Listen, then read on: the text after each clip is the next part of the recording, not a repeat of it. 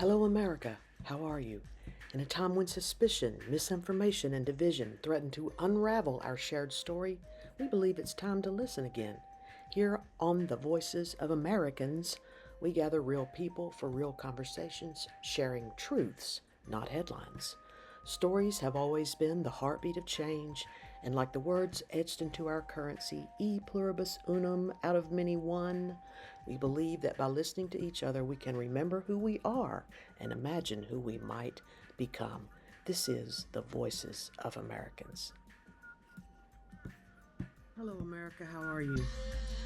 My name is Melissa Sexton, and I am the marriage and family therapist and United Methodist minister who has started up, after two postdoc experiences, an intervention for America right now. What my concern is that over generations, we have had systems that have both supported civil conversation and diverse ideas and cultures in a way that helps people to flourish in society. At the same time, we've had a group or groups in some groupthink kinds of ways to be fearful and promote rhetoric that's destructive and harmful, to tear down the identities of groups or demographics in a way that is demoralizing and dehumanizing. And the scales have recently tipped in a way that is alarming.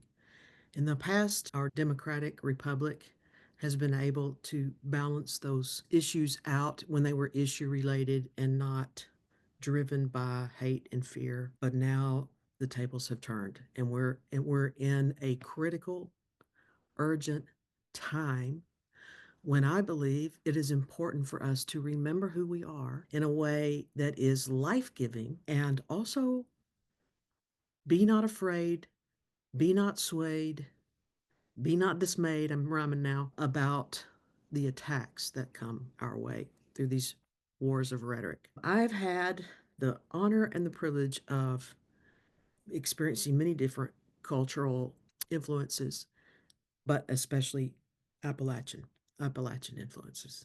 I respect the people of Appalachian region in the United States. It's an old mountain range.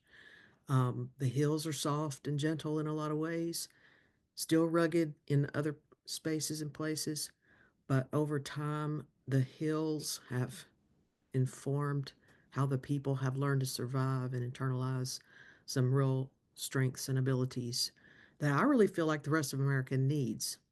Now, just like any other cultural or demographic population right now, we're all of us swayed or can be swayed into thinking about what there is to fear or get our gander up about who our enemies might be. And I'm here to try to help everybody's systems calm down in a way, although I can get as activated as the next person, and stay regulated so that we can move forward and resist the real threat that is now upon us. If we don't deal with this now, we may not have the opportunity within generations to come because we're permitting the earth to be destroyed. And I don't care where you fall on any kind of theological spectrum and how much you think God is in control or not. God is in partnership mostly for those who believe in God. God is in partnership, even with people who don't believe in God necessarily. We have an urgent responsibility right now to take some accountability for our decisions, our actions, and our collective imagination. And now we must protect for future generations the real threat that the earth is now experiencing with some of these ill actors who are tricking our minds. If anything gets me agitated and irritated and angered more than anything else, it is when somebody else tricks somebody and takes away their ability to choose for themselves. I don't care if you align with me in any other political issue, but if I feel like somebody's trying to sway you and you don't see it yet because you're too invested in that person being a hero, then I'm going to advocate for you. I'm going to advocate for you, and I'm going to try to reach out to you and try to say, is this what you really align with? Is this what you really believe? Is this who you really are? Think about it. Where did you come from? What means the most to you? What matters to you? What are your core values? What do you hope happens next? Those are the things I'm going to try to lift up for us as a society. So I've been doing that individually in therapy for the last 20 years as a marriage and family therapist with individuals and couples and groups, authenticity groups. But now it's much larger than the therapeutic hour. It goes beyond the therapeutic hour. There is a mental health crisis in America right now, and it mostly has to do with being swayed by ill actors who want to have an agenda to take away your ability to think for yourself. So, anybody that disrupts your right to your own educational pursuits, your right to your own freedoms for how to worship God, your right for your own sexual health, your right for your own advocacy for your families, for your communities, for the corporations that you're connected with, anybody that disrupts that is a threat to all of us, really.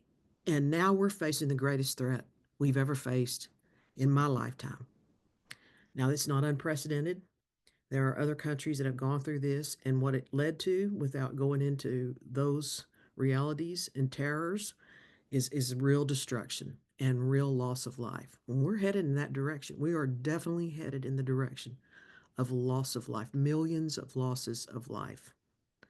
So I'm going to try to stay on track here and just introduce um, the Voices of America podcast and introduce myself a little bit better so that you can kind of get where I'm coming from. And hopefully you'll listen. Hopefully you'll listen to the different Americans that come on and tell their stories of how they live, work, and play, and where they live, work, and play, and why they live, work, and play. Hopefully, you'll even become one of those participants and become a part of the conversation, either in feedback or comments or in broadcast in future episodes. So, Voices of America, the title came out of conversation from one of the mental wealth story groups that I recently led. It was soon after the current administration shut down the long standing The Voice of America PBS broadcast. So I thought, that's so tragic that even the Voice of America would be niched and as if it's a threat. I mean, if the Voice of America is a threat, come on. Well, better to sort of reprioritize the voices of Americans. So that was actually the suggested title from one of the group participants who hopefully will be co-facilitating some of the episodes in the future. So I'll wait and introduce him later. But right now, since I'm introducing myself in preparation for future broadcast, I want to say that this is also going to be a marketing tool for the mental wealth story groups. I really feel like the best kinds of structures to resist the devastation that's coming from these edicts and lack of leadership and aggressive hostile takeover that we're experiencing would come from corporations who have leaders in place who are courageous, be they institutions of higher education, be they institutions of faith, or nonprofits, but especially in corporate America, where you understand how business works and why it's important to have corporate core values and a mission statement, and to be reflecting constantly upon who your constituents are, not just your competitors, who your partners are, where you as an institution and corporation live, work, and play, who are your neighbors, and to participate in some of these conversations now because you actually have the power and the money to withstand some of these kinds of hostile takeovers that are destroying lives across this land, as well as destroying the land. And I want it to stop, and I want you to join me, and I want you to be reflective with me and with the other people who are going to be telling their stories of where they live, work, and play. Where I live, work, and play, being from Appalachia, I've lived in Atlanta now for Oh gosh, half of my life. I came down to Atlanta to attend Candler School of Theology. And honestly, the other day when the Pope died, I was realizing that I had already, in a way, met some teachers who weren't the Pope, of course, but were instructive in my own theological education and shaping of my mind in my 20s. And one of those that I'm going to name first, whom I really miss, is oh, he's right in front of me here, is Jim Fowler. He wrote from his dissertation working on ethics, he wrote um, Stages of Faith. And I know that there are several people who watch this who will know exactly who he is and why he's such a big deal, not just to me, but to so many of us. Um, he wrote many other things too, life maps, uh, faith development and pastoral care, faith development, the adult life cycle. I think he was a contributor here, an editor, and faithful change, the personal and public challenges of postmodern life. So I knew Jim Fowler. He came to Furman one time at the invitation of Jim Pitts, who was the chaplain and a really great influence over me as well. And we got into conversation. And this was when I think the Southern Baptist denomination was saying that women were seats for Satan in the church and whatnot. And, you know, they've since made a whole lot more progress than other groups have. But Jim Fowler said, why don't you come to Emory, to Candler, and just go through seminary there? So I did, and I took classes with Jim Fowler. I took actually a doctoral level class, and I managed to do okay, which was a big boost to my sense of esteem and abilities to think. And he invited me. Here's the I forgot to show this book. He invited me to begin to weave a new creation. Uh, so I enjoyed working with Jim Fowler. He was hilarious. He was a great storyteller. He was also from Appalachia. He was a really tall man. Often wore a hat. And I ended up becoming not a Southern Baptist preacher, but a United Methodist clergywoman. So, and it was in large part because I trusted somebody like Jim Fowler, who took me seriously as a scholar and as a person of heart. There are lots of ways to be educated. You can certainly go through and take courses and sometimes barely pass them and get degrees and whatnot. Or you can be open to having your heart be educated. So with me in my seminary stage of development, Jim Fowler was instrumental in helping my heart be educated. Another person who was of great influence to me while I was at Candler School of Theology at Emory was Fred Craddock. He was my preaching professor. And actually, I was speaking with a client the other day, and I said, "You probably never heard of Fred Craddock."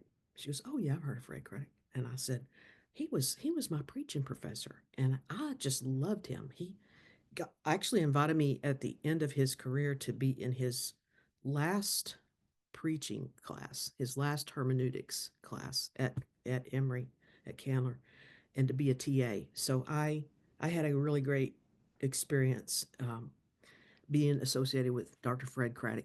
He also was from Appalachia, so he also was a storyteller.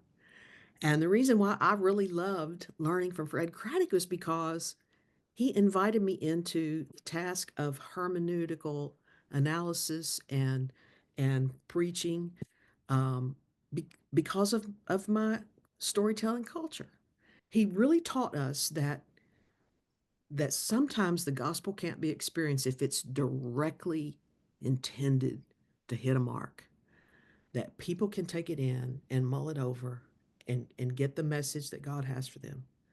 Again, education of the heart, not just the mind, if they overhear something. So he would say, "You're the master of the given text at any given day," and he would help us do the storyboarding, and he would help us to hone in on the takeaway sense that we hoped people who heard us preach would leave saying, "Well, what I got from that is this." You know, maybe it would be that God's love is always available, no matter what. Maybe that's the sentence. Or maybe sometimes we don't understand, and that's why faith is an unseen thing. We live into faith, so maybe that's the sentence. But whatever the gospel or the epistle or the Old Testament passage or the psalm was, he has a there's the lectionary. Honestly, I don't think I ever heard of the lectionary until I met Fred Craddock. Um, it is a three calendar year. There's year A, B, and C, and I don't know if we're in A, B, or C now, but anyway, we're in the Easter season. So Easter's not just one day. There's Lent, there's Holy Week, there's Easter. There's the Easter season, and then um, there's a calendar with a common set of texts that circulate every 3 years, so that you get through the whole Bible within a 3 year cycle. So Fred Craddock wrote these commentaries, and they're brilliant. They're beautiful. If you don't have them, I don't even know if you can buy them anymore. But he was such a great teacher and storyteller. I'll never forget one time. It wasn't the Pope. I don't think the Pope came. I believe it was the Dalai Lama, actually. I can't remember because the Dalai Lama had a connection with Emery. Still does, I guess. Anyway, he said he was walking to class, and someone who works in the in a custodial capacity stopped him and was talking to him, and he said, "Yeah," he says, the Dalai Lama's coming today. You know what? It could have been the Pope. Now that I think about it, I think it probably was the Pope. So I'm going to go back. I think the Pope did visit Atlanta. Anyway, he said, "Yeah, the Pope is coming to visit uh, Atlanta today. What do you think about that?" And and Fred was like, "Well, I don't know. What do you think about that?" And he's the man says, "Well, I got up and I thought, well, he puts his pants on one leg at a time just like I do." And then Fred Craddock waited for the pause. He goes, and then the man said, "But wait a minute, he doesn't wear pants, does he?" So we all started laughing about that. It's an inviting way to engage in conversation and dialogue and humanity and connection, and it invites curiosity and insight and meaning and really communion. So that kind of way of preaching the gospel that's invitational rather than constricted and indicting, that's the word, is is is is so much more uh, about grace. And I think that's how God works in the world. So hopefully you'll have a sentence that you'll take away from everything I'm telling you.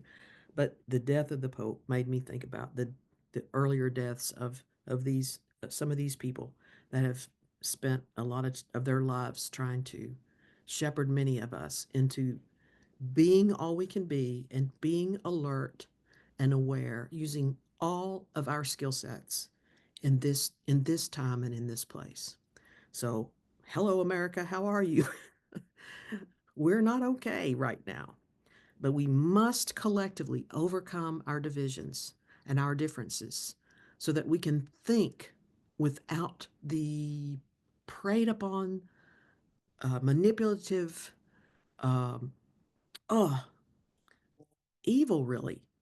If it is evil if it causes division, it is evil if it tricks you into thinking something that is not actually the truth. It is evil if it's anti-truth. So the evil right now that we're living in needs to be stopped. And the only way it can be stopped is if collectively we just say no. And also collectively we remember how to have civil conversations where we don't start calling each other names or cutting each other off or I don't know, ignoring one another's humanity. So that's kind of the two people that I wanted to recall today in terms of like trying to say who has been an influence on me. I've got some other books out here. During COVID, I had all my books in storage for years, and I would often wish I could go. I knew exactly where I could find them and pull them out because it often comes up in therapy sessions to rely on some of these books. I've got a whole collection of Faulkner. My former partner, boyfriend, is a psychiatrist. He would he actually drew me into him because he could quote from Faulkner. He was a Faulkner fan like me. Is a Faulkner fan. And then of course Sigmund Freud. Um, I wrote my dissertation, which is buried under all these books here, based on Beyond the Pleasure Principle. And I'm not going to go into my analysis of that, but it is um, it is important to honor the multidisciplinary ways in which Sigmund Freud has really influenced a lot of our thinking and our culture, and so it's got the antidote in there as well in terms of trying to identify the problems often. So, like jokes and their relationship to the unconscious, for one thing, civilization and its discontents, uh, 5 lectures on psychoanalysis, totem and taboo, and here's of course beyond pleasure principle. So yeah, I just wanted to say that I've worked really hard over really the last 20 years to develop a unique intervention for America that is timely and urgent.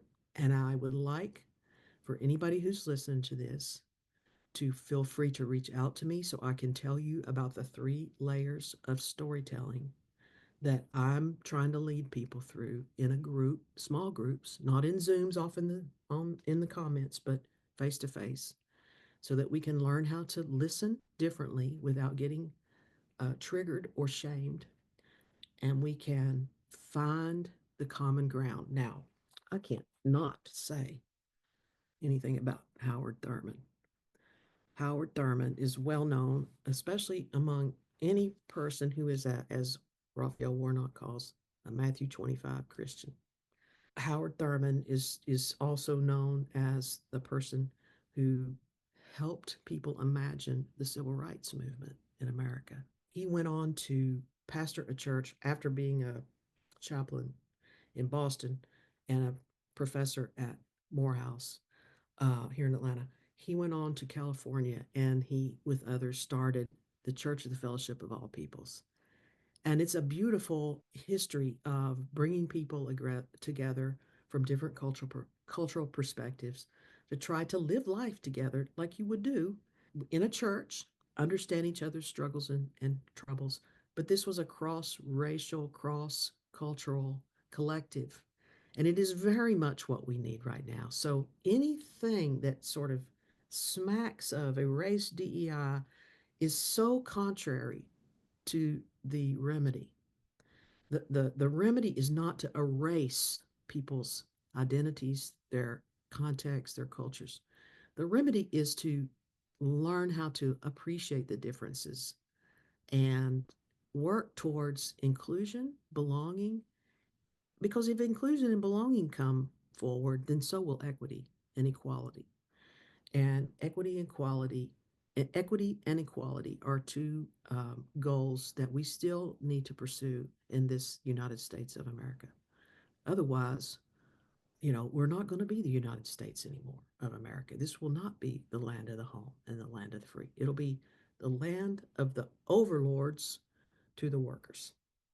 And that's what we're moving towards. And the whole intent will be to deplete resources and to divest in ways that are enemy creating rather than uh, kinship or kinfolk or brother and sister or community benefiting related. We have always done better when we get along with one another. And if somebody is promoting themselves as the leader and they don't actually collaborate and listen and they just want to sign edicts with a magic marker, I could sign an edict. You can too. But the point is not whether or not we can sign something and declare it law. The point is, can we come together and understand what it means to be a United States citizen or to host people from other countries here who also have rights while they're here? Can we come together to uphold the rights for all of us in a way that is humane rather than greedy, destructive? Evil. It's evil. It's just, there's no other word for it. It's evil. I don't think that you have to stay possessed by some of the demonic forces. I do believe in prayer. I do believe in God. It's okay if you don't. But I think we right now, in this time and place, we need to claim that human beings have dignity and worth. And that means all human beings. That even means people who are temporarily dispossessed of their abilities to think clearly. You know, I'm trying to put out a call for you to use your voice in the places where you can to speak love and truth, not hate and fear.